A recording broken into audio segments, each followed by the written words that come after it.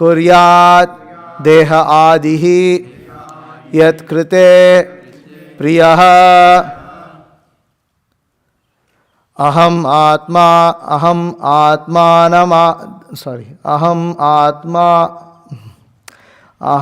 आत्मात्मनां धातः अहम् आत्मात्मनां धातः प्रेष्ठः सन् प्रेयसामपि प्रेष्ठः सन् प्रेयसामपि अतो मयि रतिं कुर्यात् अतो मयि रतिं कुर्यात्. So it's short E. It's not ato mayi ratim kuryad, but it's ato mayi ratim kuryad. Dehadiryat krite priyaha. Dehadiryat krite priyaha. Aham atmatmanam dhataha. प्रेष्ठः सन् प्रेयसामपि अतो मयि रतिं कुर्यात् देहादिर्य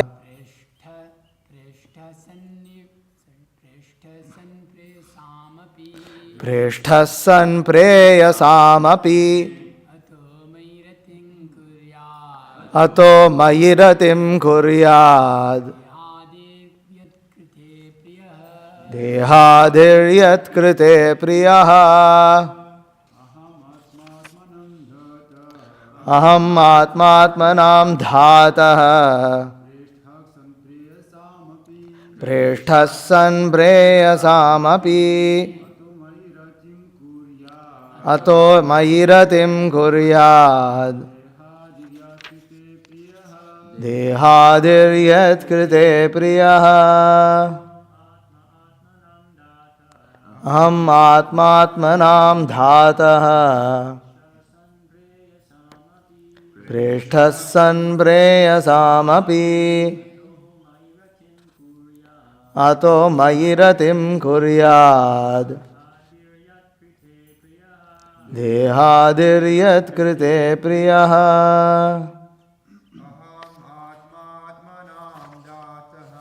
अहम् आत्मात्मनां धातः प्रेष्ठः सन् प्रेयसामपि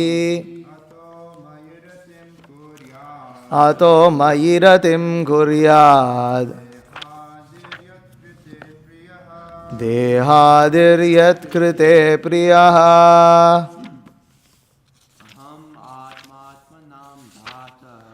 अहम् आत्मात्मनां धातः प्रेष्ठः सन् प्रेयसामपि अतो मयि रतिं कुर्यात् देहादिर्यत् कृते प्रियः. माताजी, अहम् आत्मात्मनां धातः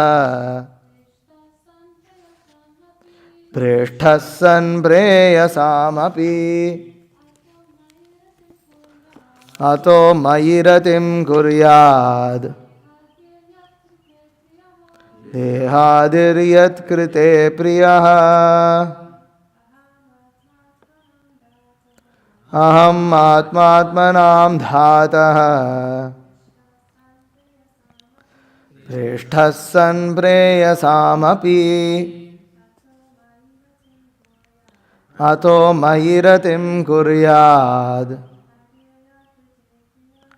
देहादिर्यत् कृते प्रियः.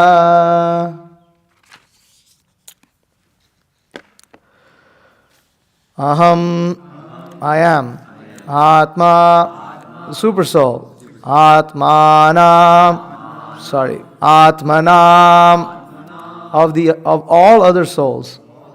Dhataha, director. Preshtaha, the dearest. Son, being. Preyasam, of all dear things.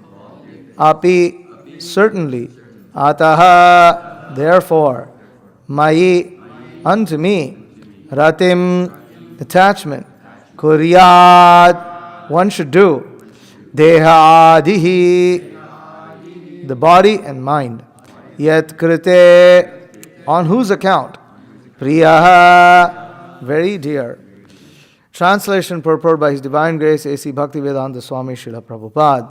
I am the super soul of every individual. I am the supreme director and the dearest. People are wrongly attached to the gross and subtle bodies, but they should be attached to me only. Purport. The Supreme Lord, the personality of Godhead, is the dearest in both the conditioned and liberated states. When a person does not know that the Lord is the only dearmost object, then he is in the conditioned state of life. And when one knows perfectly well that the Lord is the only dearmost object, he is considered to be liberated. There are degrees of knowing one's relationship with the Lord depending on the degree of realization as to why the Supreme Lord is the dearmost object of every living being. The real reason is clearly stated in Bhagavad Gita 15.7. Mamaivamsho jiva loke jiva bhuta sanatanaha. The living entities are eternally parts and parcels of the Supreme Lord. The living entity is called the Atma. The Lord is called the Paramatma. The living entity is called Brahman. The Lord is called Parabrahman or Parameshwara. Ishvara, Parama Krishna. The conditioned souls who do not have realization accept the material body as the dearmost. The idea of the dearmost is then spread all over the body, both concentrated and extended. The attachment for one's own body and its extensions, like children and relatives, is actually developed on the basis of the real living entity. As soon as the real living entity is out of the body, even the body of the most dear son is no longer attractive. Therefore, the living spark or eternal part of the Supreme is the real basis of affection and not the body.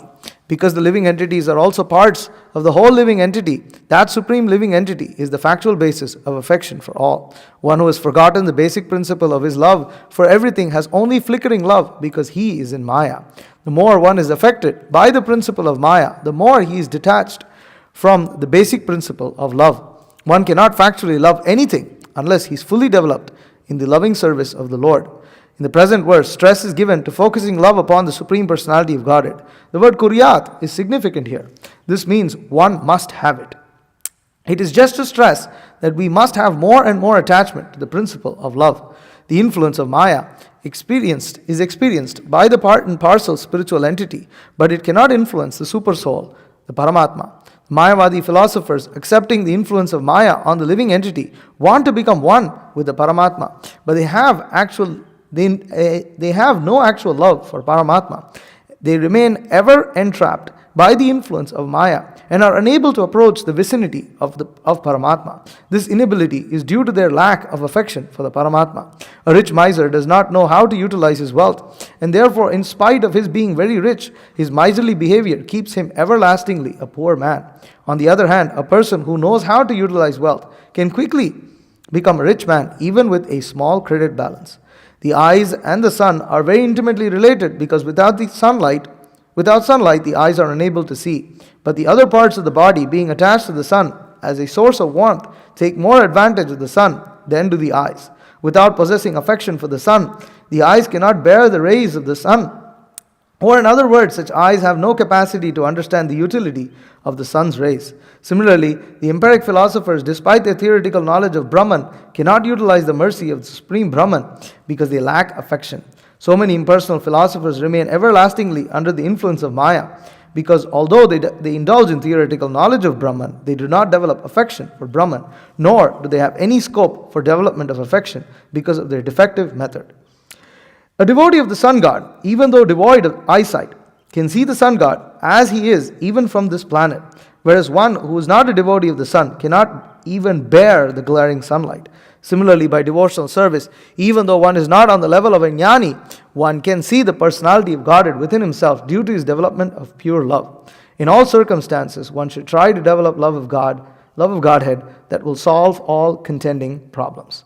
Om Ajnanatimirandasya Jnananjana Shalakaya Chakshurunmilitam Yena Tasmai Shri Gurave Namaha Shri Chaitanya Manobhishtam Sthapitam Yena Bhutale Swayam Rupa Kadamahyam Dadati Supadantikam Vandeham Shri Guru Shriyutaf Padakamalam Shri Gurun Vaishnavamscha Shri Rupam Sagrajatam Sahagana Raghunathan Vitam Tam Sajivam Sadhvaitam Savadhutam Parijana Sahitam Krishna Chaitanya Devam Shri Radha Krishna Padan Sahagana Lalita Shri Vishakan Vitamscha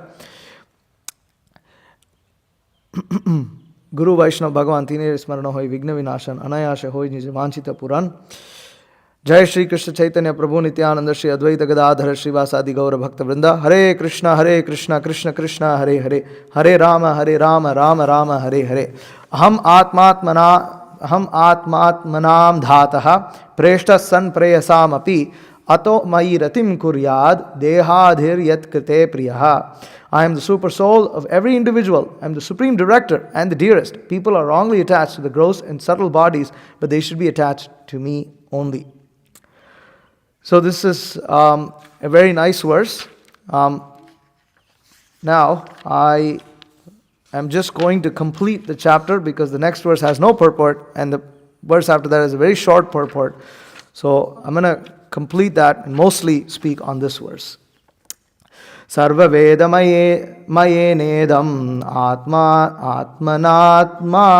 Atmanatma Yonina Prajashrijas Yatha Purvam Yascha Anusherate.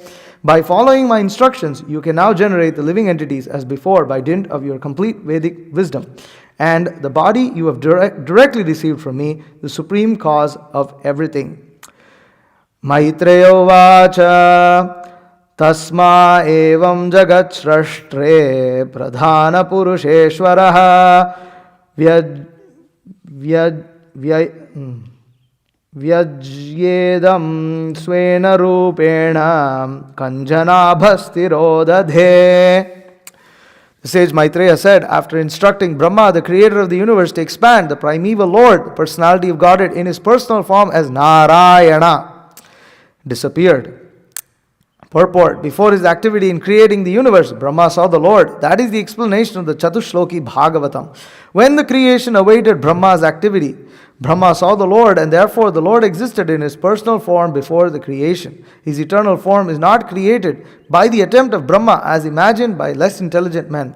The personality of Godhead appeared as he is before Brahma, and he disappeared from him in the same form which is not materially tinged. So, with these, we conclude the prayers that Brahma chanted to pray to the Supreme Lord for empowerment to create the material universe. And commenting on the last verse of this of this chapter, this Brahma, the important point here is that Brahma saw Narayana, and he saw Narayana as he is, which means that Brahma didn't create Narayana. And this is a very, very, very important point to understand, because here it is said in the verse itself, Vyajyedam Swena Rupena Kanjanabhastirodade, that the Supreme Lord, Swarup, in his Swena, Swena Rupena, in person, in his own form, Kanjanabha, the personality of Godhead, Narayana, this is another name for Narayana, he Tirodade, disappeared. So Brahma didn't create Narayana. He was already existing even before Brahma had existed. And Brahma didn't create that form, although Brahma created practically every other form, including Rudra, in the material world. So, this is a very important point, because Brahma never created Vishnu. He never created the Supreme Personality of Godhead, Narayana. So, coming to the verse, coming to text 42, again, the Srimad Bhagavatam is a literature that emphasizes the devotional service to the Supreme Lord, specifically developing love of God, prema, to understand love of God. Therefore, this Srimad Bhagavatam establishes prema pumarto mahan, that prema is the ultimate goal of life, not dharma, artha, kama, moksha, but actually prema. And this is very important to understand, because the Srimad Bhagavatam, it we are used to reading Srimad Bhagavatam, and therefore we can't think of anything else. But other Vedic texts emphasize all kinds of things, all kinds of activities. You just look at the Mahabharata, there's so many things there in the Mahabharata. But the Srimad Bhagavatam doesn't. It just continuously emphasizes devotional service. And therefore the Srimad Bhagavatam is considered to be the text for the Paramahamsas. Because the Srimad Bhagavatam, you have these kind of jewels where the Supreme Lord Himself is asking, I am dear. The living entity should consider me to be dear. It's very significant to understand because the Supreme Personality of Godhead is self-satisfied. He doesn't need anything. He doesn't need, but yet He asks for our love. And that is a theme that you will find repeatedly in Srimad Bhagavatam and emphasized in Srimad Bhagavatam. You will find it in other, but only our acharyas go and pick those jewels from the other texts, whereas the Srimad Bhagavatam is like a treasure trove of these jewels. It's like all of them, you can find it very easily in the Srimad Bhagavatam. And so Prabhupada begins the purport by explaining how the Supreme Personality of Godhead is dearest to the living entities, both in conditioned and liberated states. And the reason for that is that the living entities are parts and parcels of the Supreme Lord. And Prabhupada, he says that there are degrees of knowing one's relationship with the Lord depending on the degree of realization as to why the Supreme Lord is the dearmost object of every living being. This is a very important line there in the purport, that there are degrees of knowing one's relationship with the Lord. It'll be useful if somebody's scrolling while I'm referring to these lines here. What does that mean? What does that mean that there are degrees of knowing one's relationship to as to why the Supreme Lord is the dearmost object of the living being? What kind of realizations of the Supreme Lord are there? Do we think? Huh? Brahman, Paramatma, Bhagavan. So yes, so you have Brahman. What is Brahman? Brahman is the all-pervading, supreme energy. He is the source of all creation, and so that's Brahman. He's all-pervading. And this Brahman is eternal. That's the point. The realization is that Brahman is eternal. And everything in this world is temporary. And that eternal is the source of the temporary. It's not the other way around. Because the materialists, they think that the living entity, life, is caused by matter. They think that the temporary is the cause of life. But temporary is not cause of life. The eternal is the cause of life, and the eternal is also the cause of everything temporary in the material world. Life comes from life, and matter also comes from life. Matter doesn't come from matter. Matter comes from life. Prabhupada made that point also. He said that just like the body, we are producing so many things. You are producing sweat, you are producing tears, producing stool, urine. All these are matters, products that are being produced from life. If the body is dead, it doesn't produce anything. And the tree produces fruits. Plants produce vegetables and things like this. Living entities produce sound. There's so many things. These are produced by living entities. And, but we see the wind is producing sound. Well, the Vedas say, the wind is not producing sound by itself. You have the wind God behind this. Nothing runs without the living entity being there. Therefore this verse, Mamaivamsa Jiva Loke Jiva Bhuta Sanatana Manashastani Indirani Prakriti Stani Karshati, that these living entities struggle with matter, they struggle with the material universe. And then Krishna also says that Jiva Bhuta Mahabaho Yedam Dharyate Jagat. Well, how does the verse begin? Jiva Bhuta Mahabaho Yedam Dharyate Jagat. I remember the next verse, Etad Yonini Bhuta. I can't remember the beginning of that. Anyways, the line that I want to refer to is Jiva Bhuta Mahabaho, that the Supreme Personality, if anybody pulls it up, then we can refer. So Jiva Bhuta Mahabaho, that the Jivas, Yedam Dharyate Jagat, they are running the universe. They are Dharyate, or you can say holding, that the living entities are the ones who are, Aprameyam itastvanyam prakritim vidhi me param. Aparayam itastvanyam prakritim vidhi me param. That superior to this matter, there is another entity, aparayam itastvanyam prakritim vidhi me param. Superior to this is also prakriti, my energy.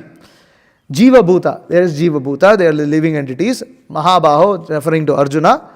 Yedam dharyate jagat. That without the living entities, this material world would have no meaning. It would have no purpose. It would have nothing.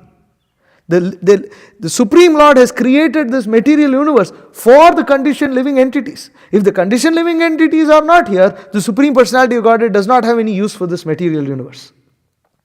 The material universe is therefore, in that sense, the living entities, the conditioned living entities are holding up. Dharyate. What is the exact word that dharyate? Being utilized or exploited. The living entities are exploiting the material universe. Dharyate. They are deriving. So now you have Brahman. So Brahman is energy. And then you have Paramatma, is that he is situated everywhere. He is situated within all the living entities and he is observing all the activities and he is sanctioning. He is administering supreme justice by being the Paramatma. That karma, everything is without the Paramatma being there, karma would have no meaning. So Supreme Lord is there as Paramatma. And then there is Bhagavan. Bhagavan is Supreme Lord exhibiting 6 opulences. What other kinds of realizations of the Supreme Lord are there? Seeing God in the form of food. Different rasas, relationships with the Supreme Lord. You have Shanta, Dasya, Sakya, Vatsalya and Madhurya. So you have different relationships, and depending on those relationships, one has a degree of realization as to why the Supreme Lord is the dearmost object. How dear is the Supreme Lord is based on these different relationships. What other kinds of realizations is there? You have the universal form. See, the universal form is a relationship which is based primarily on the universe, in trying to see, okay, everything is functioning under the Supreme Lord's like supreme will. As to say, the trees are his hairs. The Supreme Lord is everywhere. Everything is being overseen by him. The wind is blowing from his nostrils, and what else is described in the Virata form?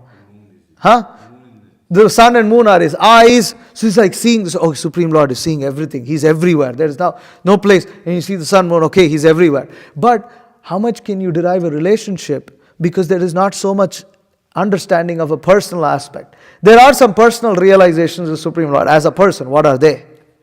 Of course, we described the Shanta Dasya, but other than that, he is the friend of all living entities. Suhridam Sarva Bhutanam. Guru. Supreme Lord is Krishnam Vande Jagat Gurum. He is the instructor. He is the teacher of everyone. We can learn from Supreme Lord, from Bhagavad Gita. We can learn from him. Krishnam Vande Jagat Gurum. That Krishna is Supreme Guru, Jagat Guru. He is Vishwa Guru. Okay, what else?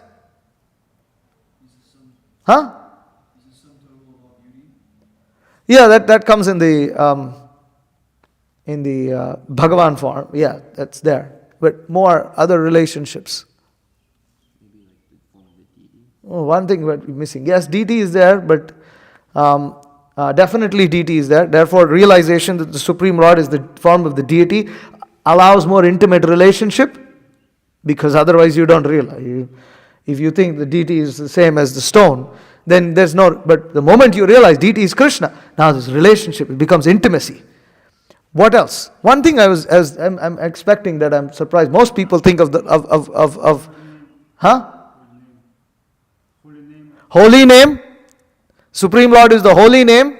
Therefore, one can relate immediately. Krishna Prabhupada said, when we chant Hare Krishna, Krishna is dancing on our tongue. The more when we have realization, you will not feel separation. You will feel Krishna's presence. So, what else? There's one very important realization that people have. Of course, all of these, whatever stated is valid, but there's one more that I would like to state here. It's stated in Shastra, and it's primarily conception of people of Supreme Lord. Supreme Controller, Father. Supreme Lord is the Father. This is the most prevalent conception of God in the world today. Yes, He's omnipresent, omniscient, He's administered, but He's the Father. And as the Father, He's meant to provide our needs. So this is a very important point, because Prabhupada said that understanding, yes, God is Father, but understanding the Supreme Lord as one's Father makes one act like Supreme Lord is one's order supplier. And Prabhupada said this is not a very good conception to serve the Supreme Lord, because one feels entitled. You feel I deserve this, I deserve that, because that's how one feels towards one's father. And therefore one goes, if I go to my father, I'll ask him this, I'll ask him that. But so Prabhupada would say this conception of father is there, but it's not very advanced. So therefore, depending on the degrees of relationships with the Supreme Lord, one has realization as to why the Supreme Lord is the dearmost object. So in that regard, this question was raised about Christians and purification. But the thing is that renunciation is a powerful thing. And renunciation comes about, when renunciation comes affected by love, it achieves a level of purification. There is some level of purification. Why is that the case? Because when religious people, especially those who are pious, realize that Supreme Lord is the Master, God is the creator of the universe, there are certain laws, and they respect the scriptures that reveal His existence, that reveal knowledge about Him. Even if those scriptures are very, you can say, primitive in their knowledge, still they give knowledge about Him, such as the Bible. And even though there may be many contradictions, the fact is that it does give some knowledge about God. It does give some idea about loving God. And the more they try to apply themselves to those scriptures in a selfless manner, in a manner where they try to give up things in order to please God, which you see in some of these, because for instance, these communities that we were speaking about yesterday, these communities, they're living very simply, they don't own anything. It's quite a high level of faith that they're exhibiting. And yes, people outside are living in so many ways, but they actually reject that. They've taken a commitment to live in this way. Why? If you ask them why, I'm doing this for God. I'm living a life for Christ. That offers a level of purification and advancement. And that is more powerful than someone's out there. Jitha, you might want to go there. That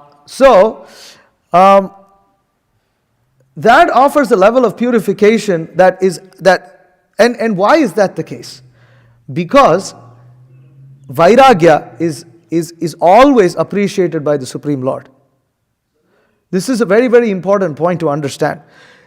Mahaprabhu Bhaktar Gan Vairagya Pradhan Yaha Deki Priti Hoya Gaura Bhagavan.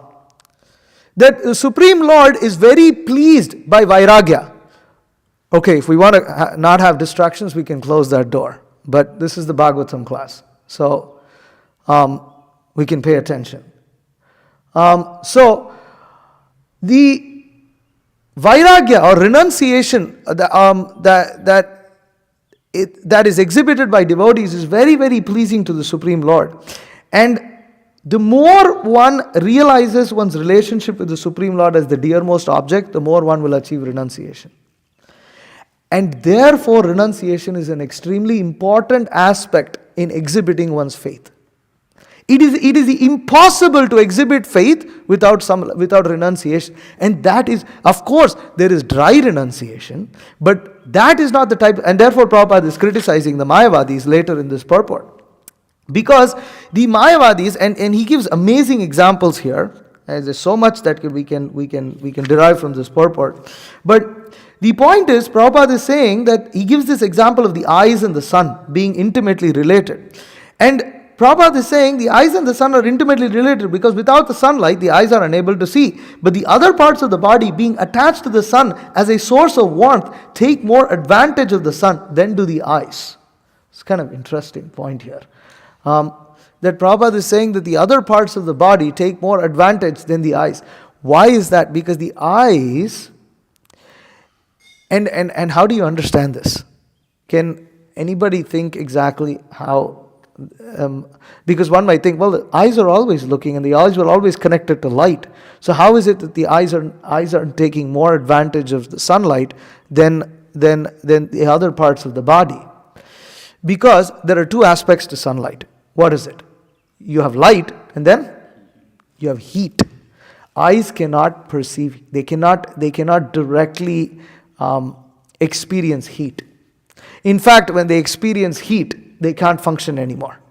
So when you look at the sun, you say, my eyes are burning. You feel your eyes are burnt. You can't. The eyes can't. They cannot handle heat. Whereas the other parts of the body, they can appreciate that heat and they can actually take advantage of that heat. But can the other parts of the body take advantage of light? Yes, they do. Have you noticed that having a dark room helps you sleep? Not just because you close your eyes. There's an influence that light has on even the skin. Sunlight affects our skin. And it's not just the warmth. It's the light also that affects our skin. The sunlight, it may not even be directly light, but our bodies function based on the cycles of the day. And the different organs function in that way. And that is due to the sunlight. So it's not just the warmth that the other parts of the body are experiencing. And Prabhupada further explains this, that a devotee of the sun god, even though devoid of sun eyesight, can see the sun god as he is even from this planet, whereas one who is not a devotee of the sun cannot even bear the glaring sunlight. That the devotee of the sun god, he may not even have eyesight, but he can perceive the sun god. He can see the sun god because he is given vision, bestowed vision by the sun god. So similarly, the devotees can appreciate the Supreme Lord as he is, even though the Mayavadis may actually renounce everything. They may be extremely more renounced than the devotees. Their renunciation doesn't please the Supreme Lord because they don't have any conception of the person. They have no conception that they are actually intimately related to the Supreme Lord. In fact, they try to negate the existence of the Supreme Lord. They think themselves to be one with the Supreme Lord. And the Prabhupada, in the purport of Mamaivamsa Jiva Loke 15.7, he uses his word karshati. He emphasizes the word karshati that's found in the Bhagavad Gita verse.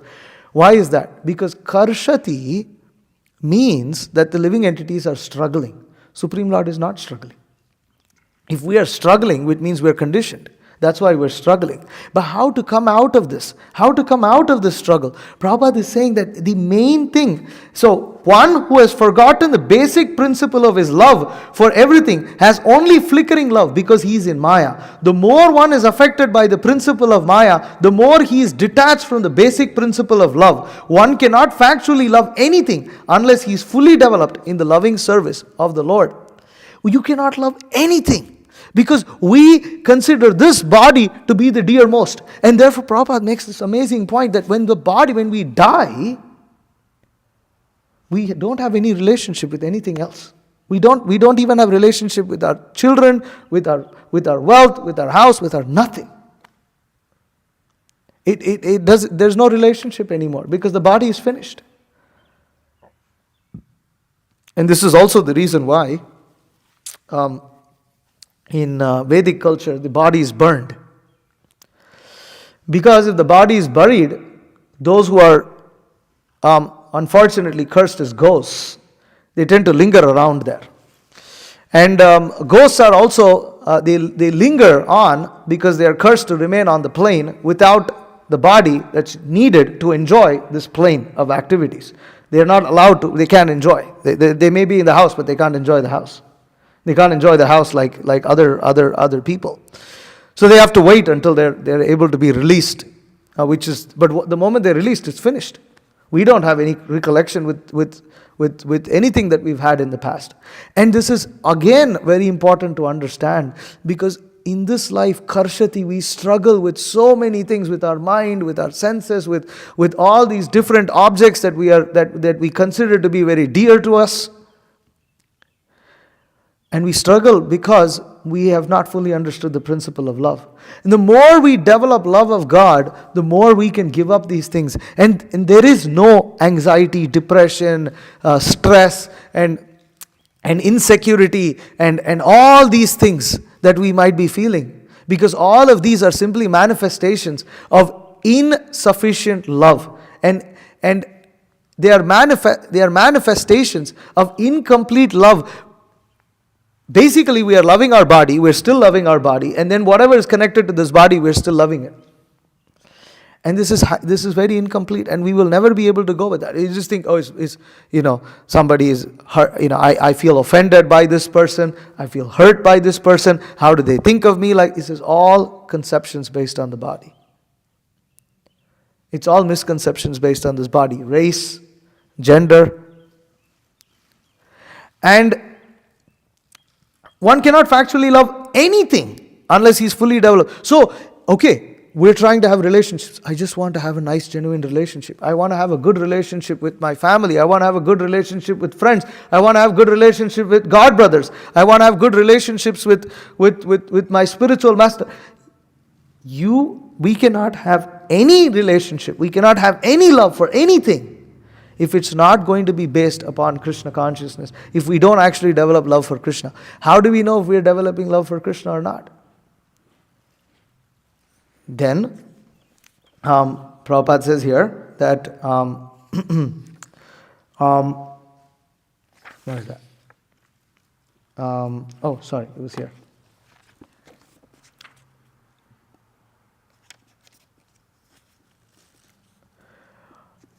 For one who is too much attached to this material world, it is very difficult to cut that attachment. But if he takes to Krishna consciousness, there is chance of gradually becoming detached. One has to associate himself with devotees who are in Krishna consciousness. One should search out a society dedicated to Krishna consciousness and learn how to discharge devotional service. In this way, he can cut off his attachment to the material world. One cannot become detached from the attraction to the material world simply by dressing himself in saffron cloth. So one can dress himself in saffron cloth and one can do the motions of devotional service. You can do the motions. You can do the motions of chanting a lot, reading a lot, or doing different kinds of devotional service, feats in devotional service. We may achieve different feats. We may give fantastic classes, we may collect a lot of donations, or we may distribute a lot of books, we may cook very nice. These are all the motions of devotional service that aren't relevant to us if we don't learn how to discharge devotional service in the association of devotees. What does that mean? That means we have to cooperate with, we need to work, we need to have faith in the association of devotees. And learning means we have to take guidance. It's not that we just exist in the association of devotees. There has to be learning. And that learning is not, I've learned everything, now I know everything. Learning is a constant process. There is always learning that we need to do. And this learning isn't just from those who are seniors. The seniors have to learn from those who are juniors. If you're actually learning, you will learn from those, you will observe. How is this devotee? He's performing devotional service so nicely.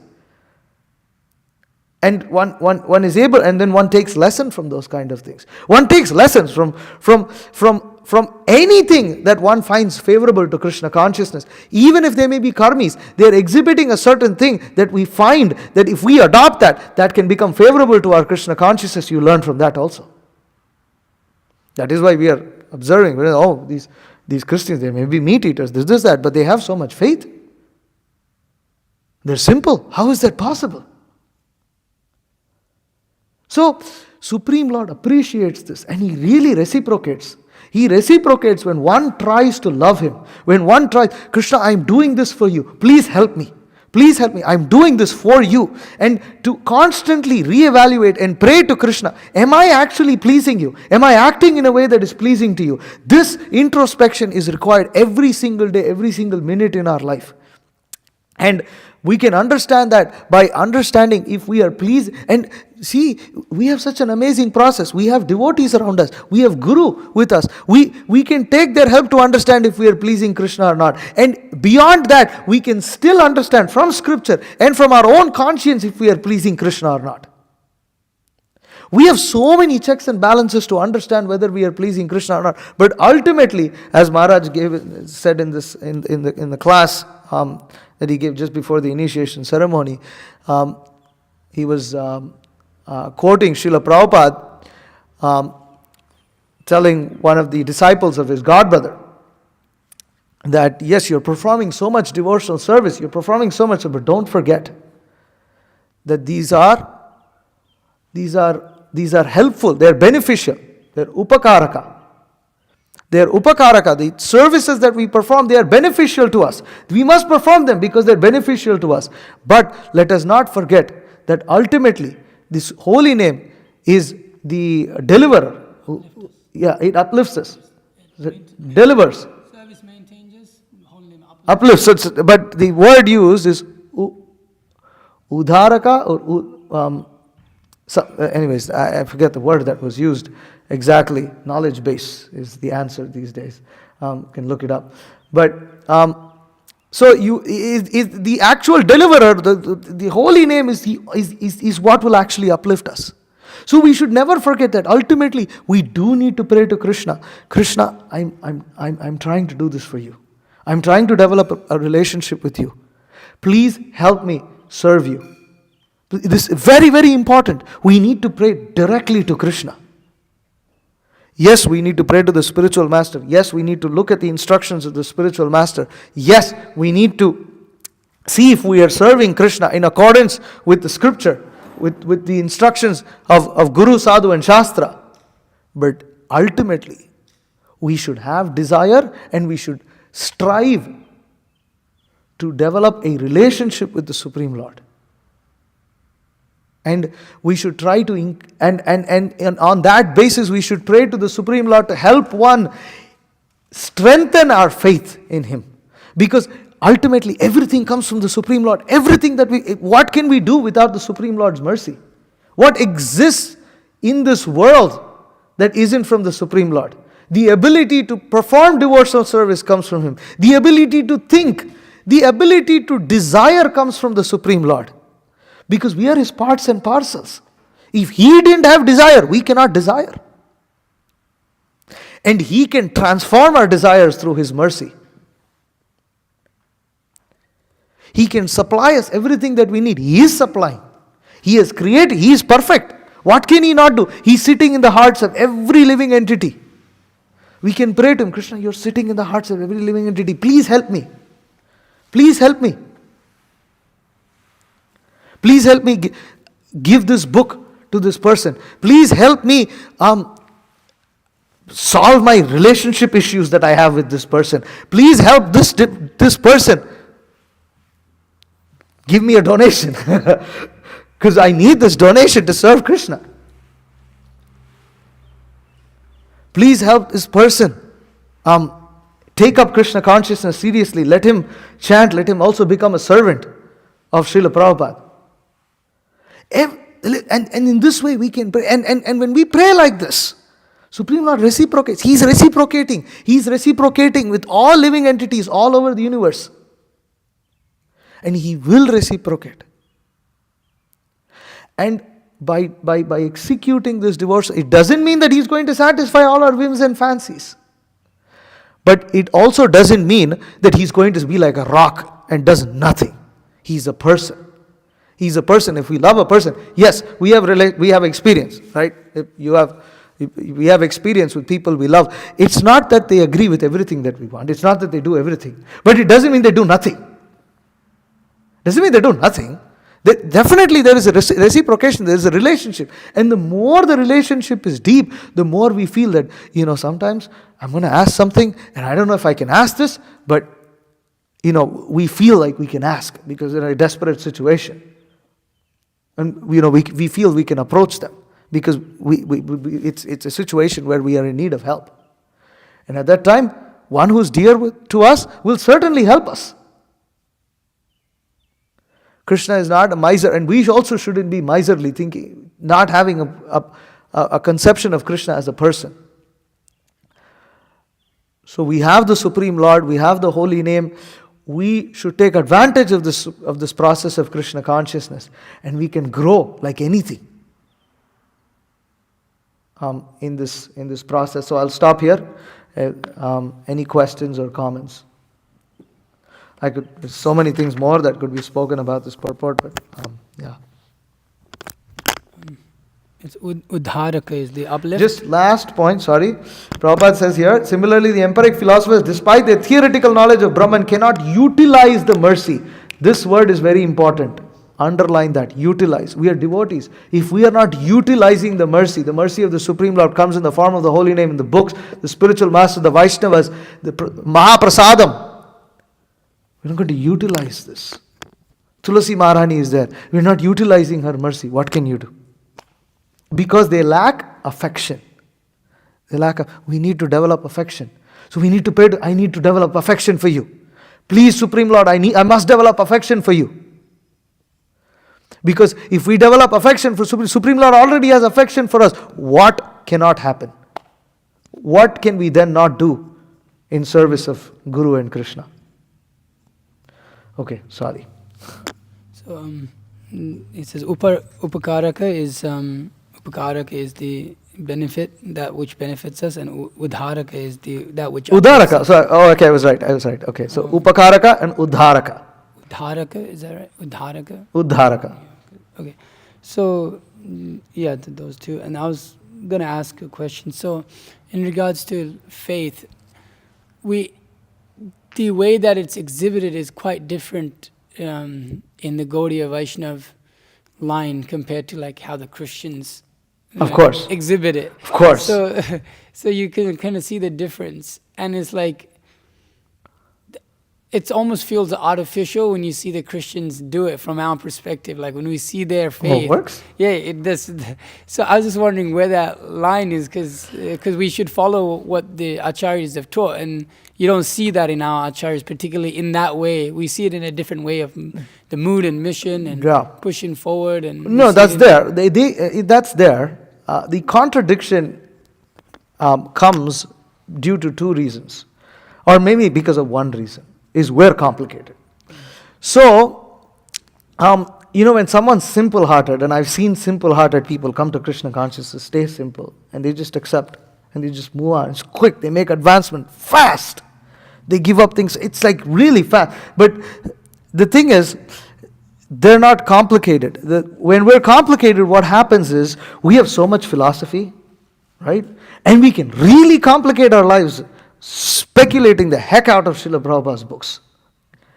And then then of course there's so many devotees.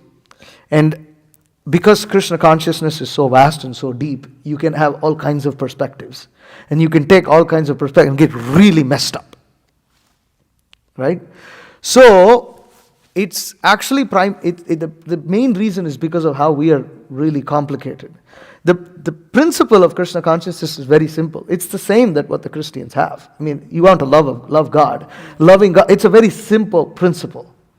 The Vrajavasis are not complicated, philosophers, analyzing all of it's very simple. But the point is that we have all this philosophy so that we can become convinced. But you can also take that philosophy and turn it against yourself. And become very theoretical. There are one person particularly comes to my mind. He doesn't chant Hare Krishna, but he's very good at learning the philosophy. He accepts Krishna as Supreme Lord, but it's very theoretical. He's not utilizing the mercy of the Supreme Lord. So what we fail to do is we fail to utilize that mercy. And why do we fail to utilize the mercy? The mercy is actually, mercy is available so much for us. Way more than what is available to the Christians. But we fail to utilize it because we, due to complications, why do these complications come? Because we're attached to material desires. And you will see that even among Christians, the more they are attached to these material, the more they are way off from the Bible. These Christians are simple and they are less detached. Therefore, renunciation is important to be able to develop faith in the Supreme Lord. That you need faith to do renunciation, but if you don't apply the faith that one has towards renunciation, then your faith will never grow. There is little faith. Okay, Krishna is Supreme Personality of Godhead. Okay, I need, so what do I need?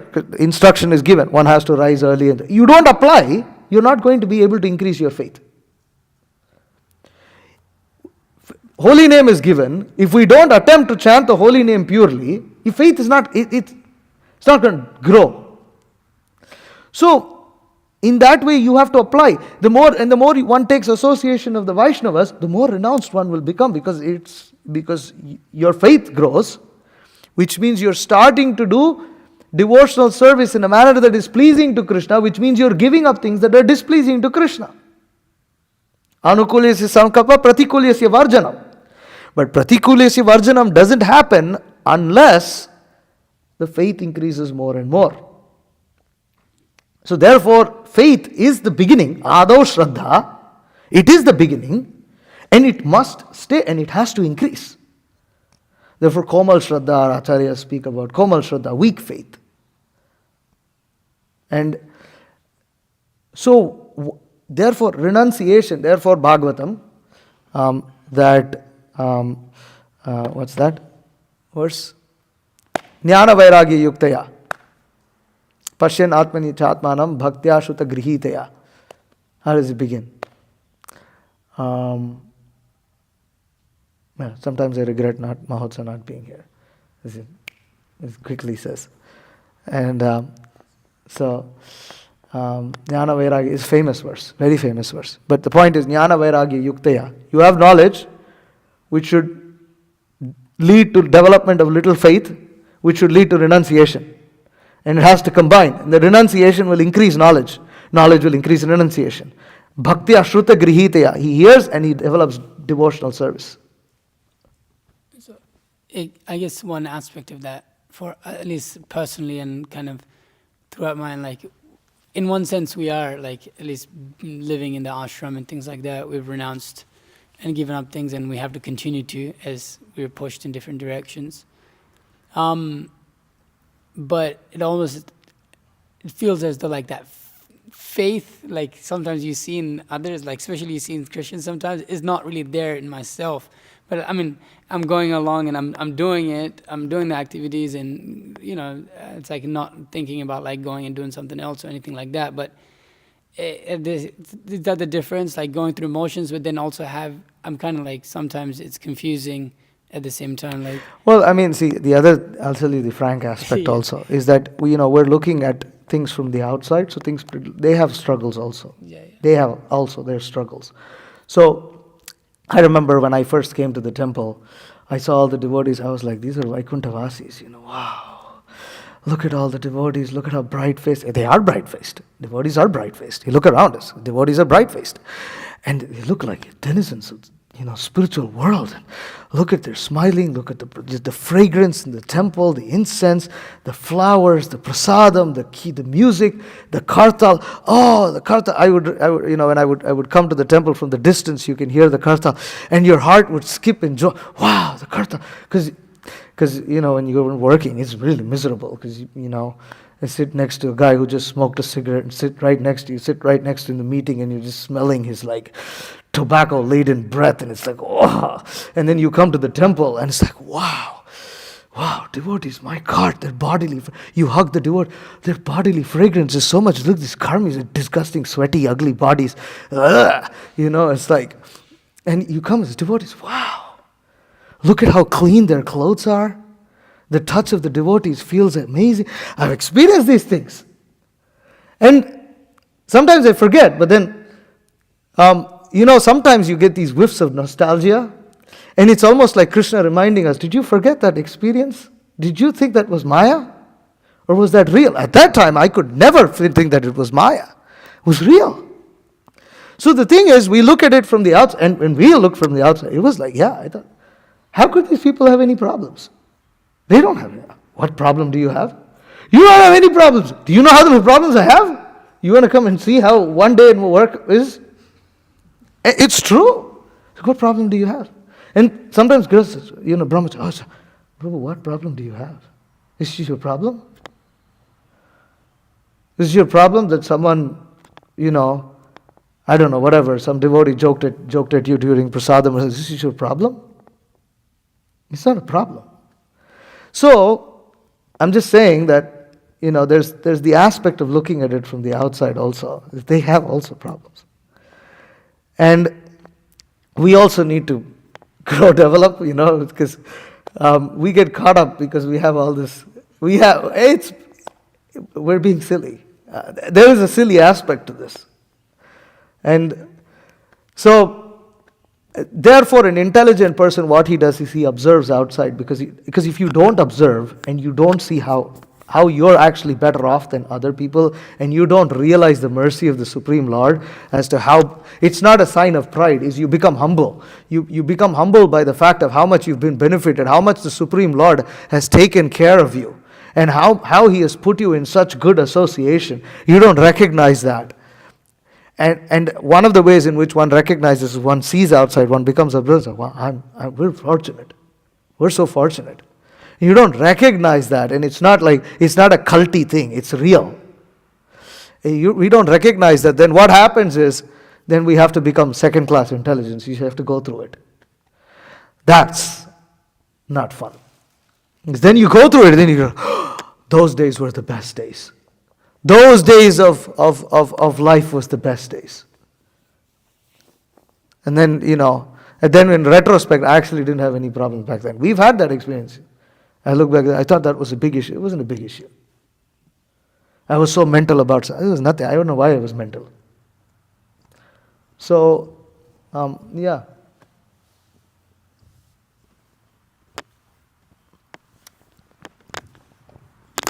You made the point about not just performing service for the sake of, I guess, the external appeal that might come along with it, but actually cultivating attachment to, or cultivating a relationship with Krishna. But we also have to, especially early on, you have these rules and regulations that you're supposed to be following. And not so early on, it's like, at least, I know like when I was in the Bhakti program, it's not like you're directly all these different rasas you can have with Krishna. It's the importance of following the rules and regulations, because that's like what's going to facilitate that relationship, if you will. Yes. So I guess not how to understand per se, but I guess at what point does that come in? When from the rules and regulations you're trying to move to... Yeah, I mean, and it's not like the rules and regulations ever go away. Do you kind of understand where I'm coming from? So, after following the rules and regulations, one starts to experience what's called struggles in trying to maintain that. One not only struggles maintaining that, one also feels like one needs to make more advancement in Krishna consciousness. And so, the way one solves this is by praying to the Supreme Lord for His mercy. And that's done by chanting the holy name, by rendering and praying to Krishna to give one strength to execute the orders of the spiritual master, to execute the mission of the spiritual master, to feel for the mission of the spiritual master. One of the quotes that is found in the Mood and Mission is that Prabhupada says, "For not a moment shall we be without ISKCON thought." Which, not a moment, means that Prabhupada always think about the movement. Is that the second? ISKCON is Krishna. Yeah. ISKCON is, yeah. And Prabhupada makes the point that the Krishna conscious movement is an incarnation of Krishna. That when we think about the movement, when we think about expanding this movement, we are thinking about Krishna. So, then one prays to Krishna. Krishna, I need to do this. It's this service to Srila Prabhupada. I need to execute this. One fervently prays to the holy name to give one's help. One reads these books because one reads them not just to gather some knowledge or finish some pages. It's worship of the Supreme Lord. This is Krishna. This is Krishna himself. I'm associating with Krishna, and Krishna is going to guide and inspire me to serve him and bring him closer to me. That with every page I flip, I am performing arati to the Supreme Lord. With my intelligence, with my mind. I have to engage all my senses. So yes, I'm engaging my hand in doing the arati, but now my intelligence is going to worship the Supreme Lord. My intelligence is going to. So let the Supreme Lord Krishna let all my mind. My subtle body, my gross body. Let it all be associated with the Supreme Lord. Because the mind thinks of Krishna, the intelligence analyzes the different prayers and different verses, different purports. The Srimad Bhagavatam, and intelligence also analyzes how one can further on the movement, how one could distribute more books, how one could serve the spiritual master better, how could one clean the temple better, how one could become a better devotee. How can I develop better characteristics, qualities? I also need to become determined. I need to have faith. I need to have patience, humility. So all these things. If I could, just a small comment on you were making the point of this love based on the body. I think in the purport it was saying. The degree to which one is attached to Maya is like the degree to which one is like far. Yeah. They're that far from. Yeah. I don't remember exactly the wording, but anyways. Yeah, the more one is affected by the principle of Maya, the more he's detached from the basic principle of love. Right. It's like, anyways, I remember this is like a while ago, but I was discussing with my dad. At least I was like what little I knew, I was trying to like, at least tell him like, oh yeah, like because we're actually spirit soul, then that also means like even familiar relationships, friends, co-workers, all these things are actually temporary. It's like even though he like theoretically was like able to accept, okay, so we're not the body, we're spirit soul.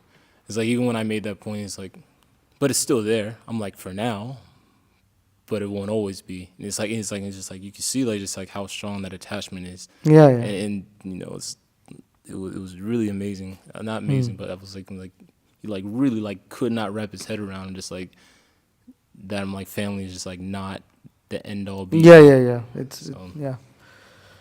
Janardhan Krishna Prabhu. I was listening to this class recently that Guru Maharaj gave about the dangers of discontent, and Guru Maharaj was making a lot of similar points to what you were speaking on in your class. You were especially making the point towards the end, we have this opportunity in the Krishna consciousness movement to really take full advantage and utilize the mercy of the Supreme Personality of Godhead through the holy name, and especially through the association of devotees. You were making that point, and in that lecture, Guru Maharaj says that, this silly thing, like, you were also saying that it's often these small, silly things that we get so discontented about. Over, yeah. But it can actually detach us so much from Krishna's mercy. And the very end of that lecture, Guru Maharaj says that, that the way to solve all this discontent is to chant the holy name. And you were saying also that this, you were basically making that same point also, that, this holy name, this praying, it really keeps us attached to Krishna, and it keeps us in Krishna consciousness. So I was seeing a lot of similarities between those two lectures, and if everybody here hasn't listened to that one, the dangers of discontent, it's like fired up. Thank you. Mataji's, anything? Yes.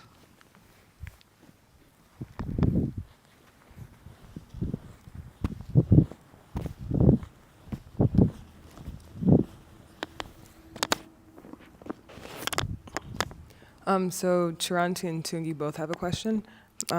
Charanti and? Tungi Matsuji. Aha. All right, so Charanti's question is, if one is once simple-hearted and started the process of devotional life, what makes their heart complicated and creates stagnancy or slows their advancement after one being simple and having the association of devotees? Such a devotee once in drag of the process and then now picking and choosing aspects of the philosophy to follow. That they're- There is not simple and become complicated. They were complicated. It could seem like they were simple, but they were not simple. It's just because the complications didn't manifest didn't mean it doesn't exist. It's not that one becomes simple and then complicated. One is complicated. And when one is simple, they are simple. The only thing that could change this dynamic is offenses. And that's the only thing that can make something simple really complicated. But generally, one who is simple is simple. What's Tungi Mataji's question? Yeah, so Tungi's question is, you spoke about the eyes and sight in correlation with seeing. You also named the different ways Krishna reveals himself. With Christians, you also mentioned they have some conception of God and the faith is there. So how to understand Krishna revealing himself to the non-devotee? Is there such a thing How as... to understand Krishna? revealing himself to the non-devotee. Is there such a thing as being too passionate and when praying to the Lord? Yeah, there is. I mean, prayer can also be influenced by the three modes of material nature, just as devotional service can also be tainted by the three modes of material nature. So, how does Krishna reveal himself to the non-devotees? Was that the question? Yeah. So, I mean, he reveals himself in ways depending on their faith. Ye yatam mam prapadyante tam sataiva bhajamyaham. That if they consider God as the Father, then he reciprocates with them in that level. If they consider him as a creator, then he reciprocates them on that level. If they consider him to be the administrator of justice, then he reciprocates to them on that level. So, yeah, and generally the mercy of the devotee is what changes the dynamic hugely when it comes in the association of devotees. Okay, Hare Krishna. Srimad Bhagavatam ki jai, Srila Prabhupada ki jai, Vancha kalpatarubhyascha kripa sindhubheva cha patitanam pavanebhyo vaishnavebhyo namo namaha.